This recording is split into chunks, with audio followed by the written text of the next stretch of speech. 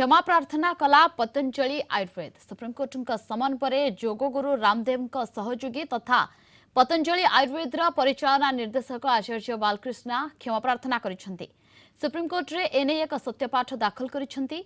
भविष्यत रे एभली विज्ञापन दियाजिबो नाही बोली बालकृष्ण सत्यपाठ रे उल्लेख करिसेंति।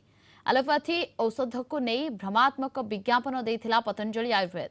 यहाको नहीं सुप्रीमकोर्ट द्वारस्थ होइथिले इंडियन मेडिकल एसोसिएशन। यह दुर्भाग्यजनक बोली कहिथिले सुप्रीमकोर्ट। बाबा रामदेव और आचार्य बालकृष्ण को परवर्ती शुणानी बेले हाजर हेबाकु समन करिथिले सुप्रीमकोर्ट। समन परे क्षमा प्रार्थना करिसेंति बालकृष्ण।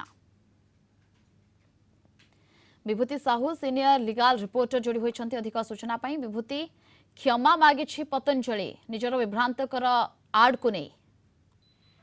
देखंतु प्रियंका, पतंजलि आयुर्वेद लिमिटेड रो पक्षरु आचार्य बालकृष्ण जी की मैनेजिंग डायरेक्टर अच्छंती से सत्यपाठ माध्यम क्षमा प्रार्थना करछंती माननीय सर्वोच्च न्यायालय रे।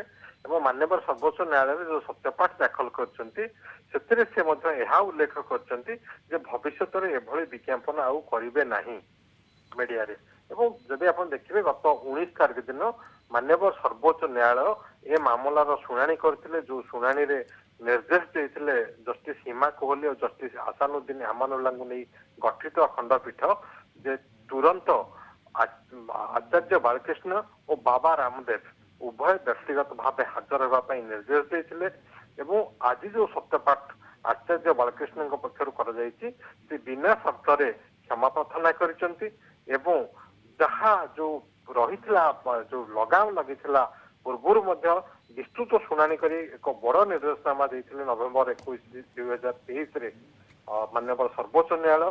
एवं माननीय सर्वोच्च न्यायालय गोटे बड़ झटका देते सुप्रीमकोर्ट पाकू देते आयुर्वेद को पतंजलि आयुर्वेद को जे कौन प्रकार भित्तिभूमि न थाई कि भ्रमित करें ना एभली विज्ञापन दे पारे ना जो कि कौन मेडिको लीगल प्रूफ ना से क्षेत्र में से कहींपारे ना जे रोग को भल करा जाउची बोली।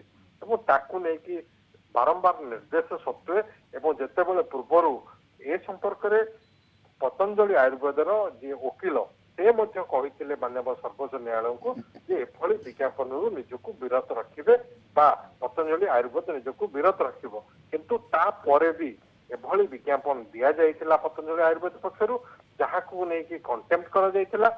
से कंटेम्प्ट शुणाणी होता मार्च 19 रे। मार्च 19 शुणाणी रे उभय आचार्य बालकृष्ण और बाबा रामदेव उभय व्यक्तिगत भाव हाजर होगा निर्देश देते सर्वोच्च न्यायालय।